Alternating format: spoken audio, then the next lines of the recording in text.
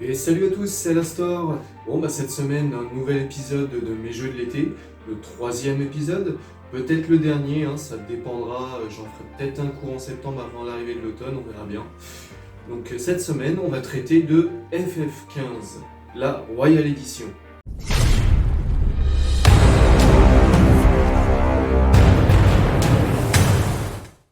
Final Fantasy XV est résolument un de mes jeux de l'été, clairement. Alors vous allez me dire pourquoi. Je sais pas, dans le jeu il fait souvent beau, c'est à l'été, et aussi parce que, ah oui, la première fois où j'y ai joué, c'était un été, je l'ai découvert pendant l'été 2018, et ça s'est passé un gros moment bien marquant de ma vie, parce que c'était en plein préparatif de mon mariage, j'allais me marier quelques jours après, et l'histoire m'a totalement accroché, totalement hypé. J'avais vraiment l'impression d'être Noctis, le personnage principal, en plein préparatif de son propre mariage. Donc voilà, d'un point de vue plus personnel, vous l'aurez compris, ce jeu m'évoque mon mariage, et évidemment l'amour énorme que j'ai pour mon épouse. Gros bisous mon ange. Non, ne quittez pas, ça sera mieux, ça sera plus intéressant.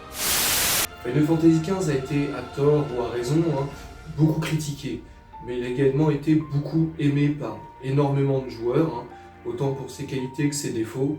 Alors, à travers cette vidéo, je vais tenter de vous faire découvrir son ambiance, son histoire, ses personnages, ses lieux, qui sont vraiment très riches.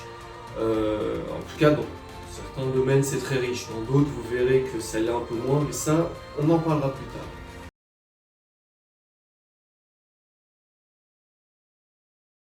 Alors l'histoire de FF15, c'est quoi vous me direz? Et ben voilà, dans l'histoire, on suit les péripéties de Noctis et de ses compagnons d'armes.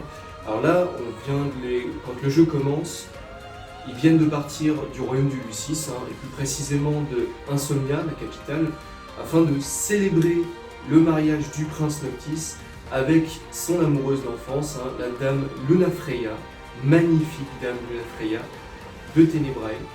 Et le tout dans la grande ville et magnifique ville des eaux, Alticia.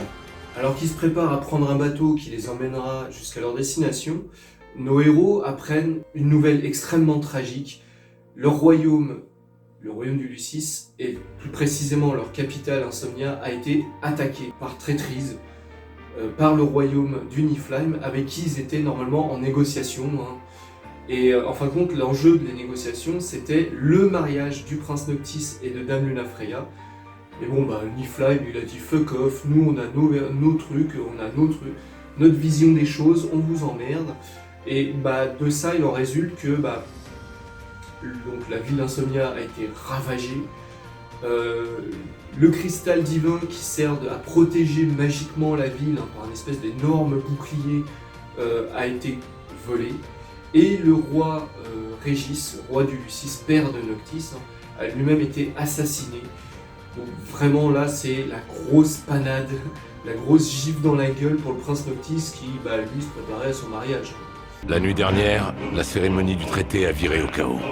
Quand la fumée des explosions s'est enfin dissipée, on a retrouvé le roi mort. Mais c'est quoi ce bordel? Où est-ce que vous êtes? On est près d'Insomnia, on peut pas rentrer. Normal. Normal? T'es sérieux là? Tu trouves que tout ça est normal? Qu'est-ce qu'on est censé faire maintenant? Où est mon père? Et Luna? Et pourquoi est-ce qu'on annonce que je suis mort? C'est normal ça? Pour ton père, c'est la vérité. Alors sur le conseil du commandant de la garde royale, Cor Léonis, le prince et ses compagnons doivent se rendre dans des tombeaux royaux.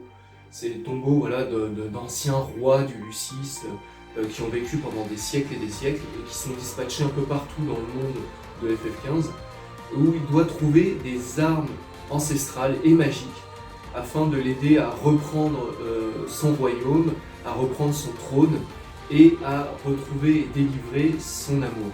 Tu te dois de protéger ton peuple. Ah ouais? T'aurais dû dire ça à mon père. C'est n'importe quoi. Tout ce qu'il a fait, c'est protéger son propre fils. Noctis, jusqu'à quand joueras-tu au prince indolent? Alors pourquoi est-ce qu'il m'en a pas parlé? Il souriait quand on s'est dit au revoir.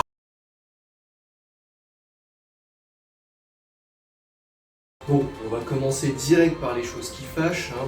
on va parler des défauts du jeu. Ça sera fait, on n'en parlera plus. Hein. Alors, soyons clairs, le jeu a eu des défauts, certes, je vais en parler maintenant, mais je l'ai vraiment adoré, malgré tout. C'est un peu comme on dit, mon plaisir coupable.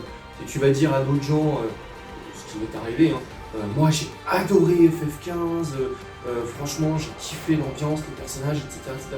Les autres vont me dire, mais attends, t'es fou, FF15, il est complètement nul, ça correspond pas à l'esprit des FF, le mieux c'est FF7. Alors déjà, faut arrêter avec ça, le mieux c'est FF7. Quoi, il y a eu que FF7 dans toute la série des FF pendant ces 25 dernières années? Non, même 25, même 30 dernières années au moins. Non, il n'y a pas eu que ça. Mais bon, on s'égare. Alors, premier défaut du jeu, c'est que le jeu ne va pas assez loin dans le délire. Ce que je veux dire par là, c'est que, voilà, il y a dans l'histoire du jeu, dans le lore du jeu, beaucoup de villes, de grandes villes, de royaumes qui sont cités, même montrés comme ça. Et malheureusement, on ne visite pas, ou quasiment pas, ces lieux. Je veux dire, je pense notamment au royaume de Tenebrae, magnifique royaume d'où vient la princesse Lunafreya. On ne le visite pas du tout, à aucun moment du jeu. On fait que passer comme ça, en train, voilà, à un moment donné, comme ça, puis on fait coucou en passant comme ça. Salut! Mais c'est tout, c'est mort. Alors, normalement, il aurait dû y avoir un DLC sur Dame Lunafreya qui se serait passé justement à Tenebrae, sauf que ça a été annulé. Alors, merci Square Enix, hein. C'est gentil, c'est cool, on vous retient. Donc voilà, comme je dis, il y a des dieux soit qu'on visite vraiment à très très grande vitesse, je pense notamment à la ville d'Insomnia qu'on visite vers la fin du jeu, mais c'est pas vraiment en mode visite touristique comme on peut le faire dans la ville d'Alticia. C'est une zone de guerre, c'est une horreur, on le visite mais vraiment en enfilade, on a l'impression d'être un bus de japonais avec au musée à Paris comme ça, genre allez, on y va mais à toute balle. Et c'est dommage, ça aurait été bien de pouvoir la visiter à un moment donné plus propice, plus calme. Mais bon, après c'est justifié dans le scénario, hein, c'est pas juste comme ça, foutu à l'arrache et démerdez-vous et pleurez vos mères. Non, c'est justifié dans le scénario. C'est juste que bon, c'est dommage quand même quoi. Mais bon, au lieu de parler de ce qui manque, on va déjà parler de ce qui y est. Et ça va être mon deuxième défaut du jeu, mon deuxième principal défaut du jeu. C'est que dans la deuxième moitié du jeu, il y a beaucoup de moments de temps mort. Il n'y a pas vraiment de trucs palpitants, c'est vraiment... on suit vraiment bien la galère des personnages, mais dans tous les sens. Et du coup, nous, comme on est aussi joueurs et entre-temps, on s'est imprégné de l'ambiance de ceci, de cela, bon, on se met dans la peau un peu du personnage, des personnages, on se sent un peu dans la banane, on se dit merde, putain, fait chier, est-ce qu'on va s'en sortir, est-ce que ceci, est-ce que cela. Sauf que ça s'étire trop dans le temps, je trouve. Et pendant au moins 2 à 3 heures de jeu, on se fait chier, on se retrouve coincé dans une gare, on fait des quêtes inutiles, vraiment inutiles, hein, genre oh là là, j'ai perdu 4 bébés chocobos dans la gare, est-ce que vous pourriez aller les retrouver? C'est mignon, mais on s'en fout, quoi. Franchement, clairement, on s'en fout. Dans le train, c'est soit tu t'emmerdes, hein, soit tu t'emmerdes. Au choix, c'est toi qui vois. Alors bon, autant c'est logique de commencer un jeu par des petites quêtes pas très passionnantes, limite chiantes, où on te dit tiens, va me chercher 3 œufs ou va me buter 4 loups. Mais bon, ça permet de faire la prise en main du jeu, de découvrir les personnages, les musiques, les environnements, l'histoire. Ça, c'est normal, c'est le didacticiel. Mais dans FF15, non, ce serait trop facile. Non, eux, ils nous font l'inverse. C'est-à-dire, on commence le début, mais vraiment à balle, ça va crescendo, les intrigues et l'aventure s'enchaînent et tout. Et arrivé à la deuxième moitié, on n'a plus d'idée. Qu'est-ce qu'on fait? Help! Non mais vraiment, au début du jeu, jusqu'à la moitié à peu près, c'est vraiment fun, on sent l'histoire qui s'installe, ça va crescendo, la tension, les machins et tout, on se dit est-ce qu'ils vont y arriver, est-ce que ceci, est-ce que cela. Et bim, arrivé à la moitié du jeu, c'est le désert de la mort, de l'emmerdement. Voilà, ça jusqu'à la quasi fin du jeu où là ça recommence à repartir, à revenir dans le fun, dans le épique et tout. Mais vraiment entre les deux, c'est vraiment ça, c'est la traversée du désert au sens strict du terme. Et ça, je dois bien avouer, pour moi, c'est un aveu d'échec de la part des développeurs. Pour moi, j'imagine bien des excuses du genre oui, mais on n'avait pas forcément les moyens, ça coûtait trop cher de modéliser tout ça, de modéliser les villes, les royaumes, les machins. C'est même pour ça qu'on vous a entubé en vous promettant des DLC qui sont jamais apparus. Bref, c'est soit cette excuse-là, hein, soit l'excuse du ils ont produit trop de jeux dérivés de merde, hein, sortis sur multiplateformes, je sais pas.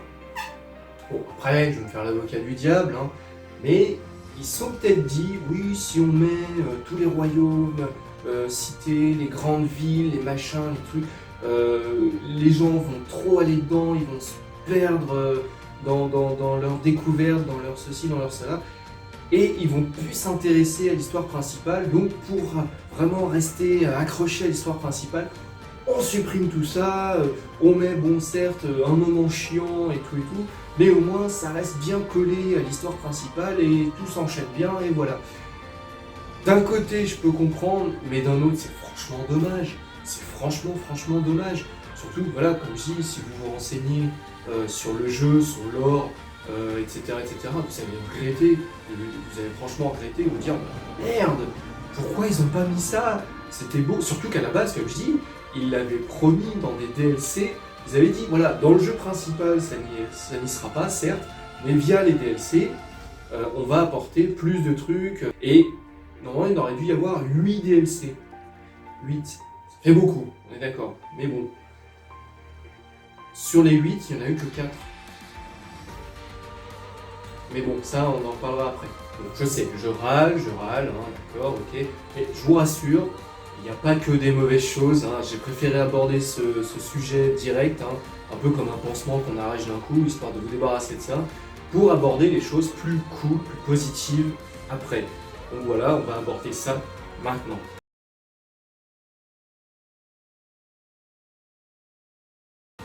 Les musiques dans ce jeu, mesdames et messieurs, les musiques sont magnifiques, elles sont magiques, elles vous transcendent, elles vous transportent. Sincèrement, c'est comme si vous regardiez le Seigneur des Anneaux. Le Seigneur des Anneaux, si vous retirez les musiques, vous allez voir des mecs se battre en armure contre des orques, ceci, cela, mais ça sera pas pareil. Sans les musiques, ça n'a pas la même saveur, pas le même sens. Là, c'est pareil. Ce qu'il faut savoir, c'est voilà, FF15 n'a pas été conçu vraiment comme pour être un jeu lambda, et était conçu un peu plus comme si c'était un film. Et les musiques sont extrêmement importantes dans ce jeu, et franchement, ça fait le taf, mais à mort. Les musiques sont vraiment magiques, envoûtantes, transportantes. J'aurais pas assez d'adjectifs positifs pour vous dire à quel point les musiques sont waouh. Alors perso, moi, mes 4 musiques favorites dans le jeu, hein, c'est Apocalypsis Noctis, Apocalypsis Aquarius, Somnus et Stand By Me. Ces 4-là, elles sont magiques et épiques. Écoutez-les, c'est un conseil.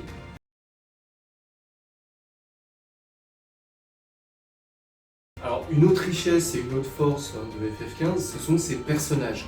Qu'ils soient secondaires ou principaux, bons ou méchants, ils ont tous leurs qualités, leurs défauts, leurs parts d'ombre, leurs faiblesses. Vraiment, ils sont tous très profonds avec leur propre histoire qui vient enrichir tout ça.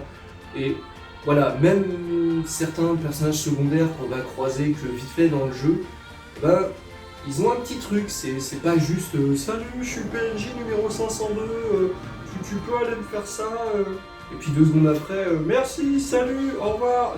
Non, c'est...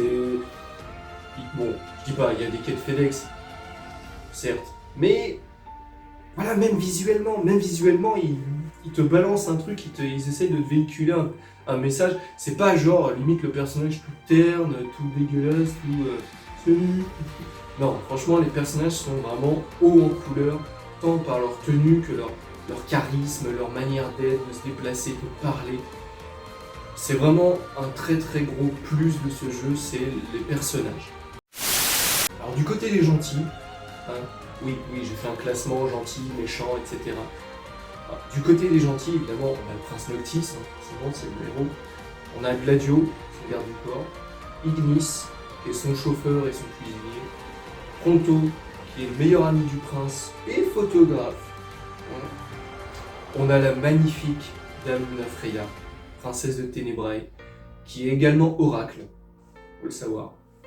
Et le commandant en chef de la garde royale, Cor Léonis. Alors, du côté des méchants, hein, comme on dit, c'est les méchants, nanana. Et ben là, du côté des méchants, on a Ardyn Izunia, hein, le chancelier du royaume du Niflheim. On a... Alors attendez, parce que celui-là, faut vraiment que je lise son nom, parce qu'il a un nom de merde. Il s'appelle... Legolas Aldercapt. Legolas. Prénom de merde. À pas confondre avec Legolas, par contre. Alors évidemment, qui dit royaume impérial du Niflheim dit armée. Donc il y a l'armée du Niflheim aussi qui fait partie des méchants. Il y a les démons, parce que oui, de nuit, quand vous allez vous balader, soit de nuit, soit même dans des endroits clos comme des mines, des trucs comme ça, il va y avoir des démons qui vont surgir, tous plus ou moins puissants, qui vont apparaître. Par contre, c'est ça qui est bien, c'est l'espèce de cycle jour-nuit, c'est également un cycle lumière-ténèbres.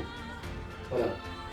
Donc de nuit, comme je dis, il y aura les démons qui vont apparaître, donc il faudra, pas obligé, mais c'est vrai que pour upgrader au niveau XP, combattre les démons, surtout qu'il y a des quêtes, croyez-moi, les démons sont bien bienvenus, donc ceux qui aiment la difficulté aussi, il y a des quêtes de chasse. Avec des démons, alors certains sont très faciles, et il y en a d'autres qui sont vraiment velus. Et le dernier gros méchant de cette petite liste de méchants, hein, ce n'est rien de moins que le dieu du feu, Ifrit. Et vous foutez pas de sa gueule, Ifrit, c'est une frite géante. Non, croyez-moi, vous blaguez pas face à lui. Vraiment, vous blaguez pas. Ceux qui ont joué au Devil May Cry et qui ont entreaperçu le démon du feu, Ifrit, vous savez de quoi je parle, hein Ifrit. Non, sérieusement, non. Vous blaguez pas face à lui. Croyez-moi, avec déjà la première cinématique du jeu, c'est une cinématique où on retrouve Noctis et ses potes en train de se fighter avec le Ifrit. Croyez-moi qu'ils en ont pas large. Et quand vous voudrez affronter plus tard dans le jeu, vous en êtes toujours pas large. Et au milieu de tout ce beau monde, hein, de gentils, de méchants et tout, il y a les personnages neutres, ou plus ou moins. Alors, il y a les 6, hein, les divinités, qu'on va rencontrer au fur et à mesure du jeu. Alors, je dis neutre parce que même si ils viennent en aide aux héros, de base, étant des dieux, ils ne sont pas censés prendre position. Ils le font vraiment qu'en cas d'extrême urgence. Donc voilà. Il y a également Ravus, le frère aîné de Dame Luna Freya. Alors au début, il va apparaître comme un méchant, il va vouloir vous péter les chicots et tout. Mais au final, voilà, comme je dis, c'est des personnages pleins de profondeur. Et il va apparaître qu'il n'est pas si méchant que ça. Que voilà, s'il le fait, c'est pour d'excellentes raisons. Que malheureusement, ça l'a un peu perverti, c'est un peu perdu. Dire que nul autre ne peut prétendre au titre. Tu es censé être le roi élu des dieux. Comment peux-tu être aussi faible et désemparé? Tu veux jouer? Et en dernier, on a Aranea. C'est une mercenaire qui normalement travaille pour le Niflheim, qui était chargée de soit capturer, soit tuer nos héros. Sauf que finalement, elle va s'apercevoir que son patron, c'est-à-dire l'Empire du Niflheim, c'est une grosse enflure. Et que elle, toute mercenaire qu'elle est, elle a quand même des principes moraux, une certaine forme d'honneur. Donc elle va se ranger plutôt du côté des gentils, mais tout en travaillant vraiment pour sa pomme. Et enfin, voilà, il y a aussi des personnages secondaires qui jalonnent le jeu, hein, qu'on va rencontrer via des quêtes, via des moments importants du jeu, enfin importants plus ou moins. Et quand je dis secondaire, j'aurais dit dur secondaire parce que certains sont secondaires, non pas parce que c'est des persos secondaires, mais parce qu'on va les voir très très peu dans le jeu. Je pense notamment au roi Régis du Lucis, le père de Noctis. On va vraiment le voir, mais que via des flashbacks. Alors, il a son importance, parce que c'est un peu, on va dire, une des motivations, une des forces moteurs de Noctis, mais il n'est pas non plus omniprésent au point d'en faire un personnage principal. En aucun cas je ne vous demande d'éduquer mon fils, mais de prendre soin de lui du mieux que vous le pourrez. Et quel que soit l'endroit où tu te trouves, n'oublie jamais que tu représentes notre lignée. Garde la tête haute, mon fils. Il y a également Sid Sophiar et sa petite fille Cindy. Alors tous les deux garagistes de métier, sauf que voilà, Sid, dans son passé, dans sa jeunesse, c'était un compagnon d'armes du roi Régis. Sid et sa petite fille nous aident à certains moments du jeu, et croyez-moi, Sid, il vaut le détour parce que c'est genre le petit vieux qui a du caractère, c'est le genre de gars, il n'hésiterait pas à cracher sur les pompes du prince Noctis ou du roi Régis. Hein. Ça, non. Et Cindy, elle aussi, a vaut le détour, mais elle, c'est plus visuel. Pardon.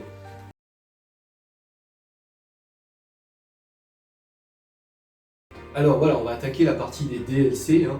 J'avais commencé vite fait à en parler tout à l'heure. Les DLC, à la base, comme je disais, ils devaient être au nombre de 8.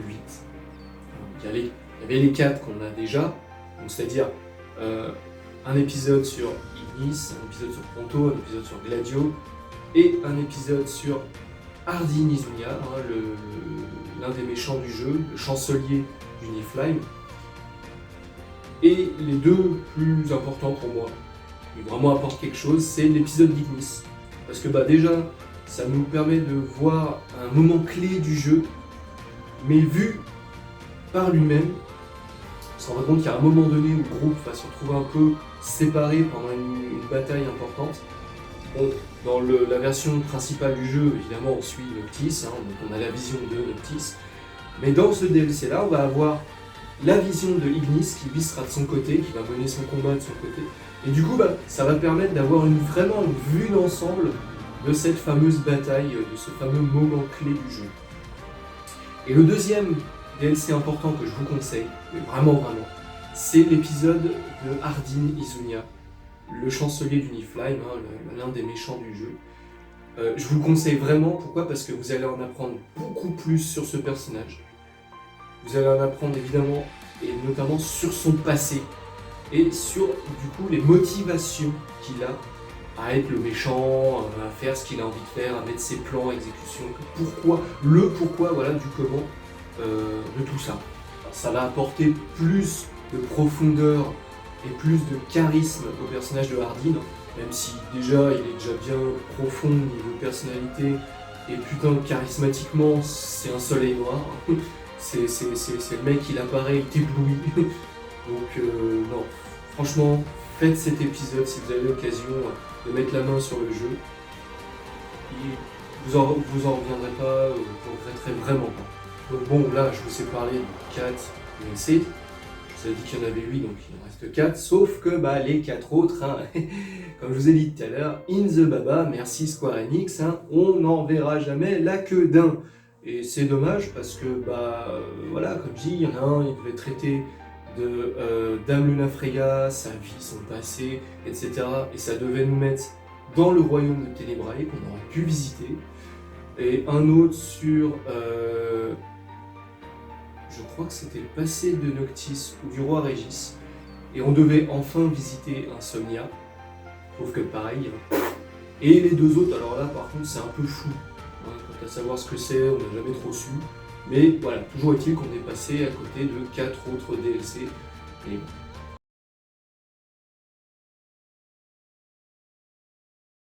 Alors, en conclusion, je dirais que pour ma part, FF15 est un jeu plutôt bon, franchement. Hein, malgré les défauts et les regrets que j'ai cités, ça reste vraiment un de mes jeux préférés pour son scénario, ses musiques qui sont vraiment sublimes, la profondeur et le charisme de ses personnages, le lore un peu de tout ça. Et franchement, voilà, si vous voulez compléter, par contre, je vous conseille un truc, si vous voulez compléter tout ça, hormis les DLC, et voilà, je vous conseille l'excellent film d'animation FF15 Kingsglaive. Voilà, ça traite du moment où Insomnia a été attaqué par le Niflheim, au moment où il aurait dû y avoir le fameux pacte, le fameux traité de paix, et que tout est parti en couille. Donc voilà, ça sert de préquel, de préambule au jeu, et franchement, c'est un bijou, c'est un véritable bijou. Au niveau graphisme, au niveau musique, au niveau scénar, au niveau personnage, c'est limite, franchement, ce film-là rehausse le jeu. Déjà, je vous dis, le jeu, je l'adore, je l'aime beaucoup, même si, comme voilà, pour les défauts et machin, mais le film rehausse vraiment le niveau du jeu et aide vraiment à avoir plus de lore, plus de trucs et avoir une meilleure compréhension des choses, une meilleure compréhension de certains personnages, de leur pourquoi, de leur comment. Voilà, regardez-le, je vous conseille vivement. Donc pour en revenir au jeu, si vous voulez vraiment y jouer, je vous ai vraiment donné envie, ne serait-ce que par curiosité, si un jour vous avez l'occasion, voilà, je sais que sur Epic Games, ils font souvent des jeux gratuits, sur PS Store aussi, sur Game Pass, etc. Et que vous avez l'occasion, que vous n'avez jamais fait, que vous êtes curieux, faites-le. Alors après, voilà, je vais pousser un peu, c'est pas une OPSP, mais bon, je vais pousser un peu la machine en disant, si vous avez l'occasion de jouer au jeu, jouez à la Royal Edition. Pourquoi ? Parce que vous aurez le jeu de base, évidemment, et vous aurez... 3 DLC, oui, parce que Square Enix, donc content de nous avoir banane sur les 4 DLC qu'on n'a jamais vu le jour. Le 4e DLC que je vous ai parlé, Ardyn, il n'est pas compris dans la Royal Edition. Merci Square Enix. Mais voilà, si vous avez l'occasion, ne serait-ce que de faire la Royal Edition, voilà. Après, si c'est que le jeu de base, c'est que le jeu de base, mais je vous conseille, faites-le par curiosité. Au moins faites-vous votre avis, faites pas le mouton à dire « Ah mais ouais, mais y a 50% du public qui dit que c'est de la merde, c'est que ça doit être de la merde !» Ouais, bon, en même temps, si par là, il y a 50% du public qui dit que c'est bien, donc c'est que ça doit être bien. Donc non, arrêtez de jouer les moutons, faites-vous votre propre avis, décidez-vous. Soit vous y jouez pas, parce que voilà, ça vous intéresse pas ou quoi, soit piquez un peu votre curiosité et jouez-y un petit peu pour voir et laissez-vous un peu tenter et emmener dans cette aventure.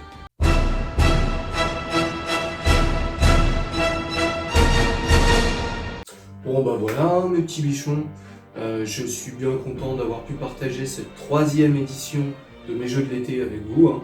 Comme je vous ai dit, ce sera peut-être la dernière, peut-être pas, je sais pas, j'en ferai peut-être une en septembre avant l'arrivée de l'automne.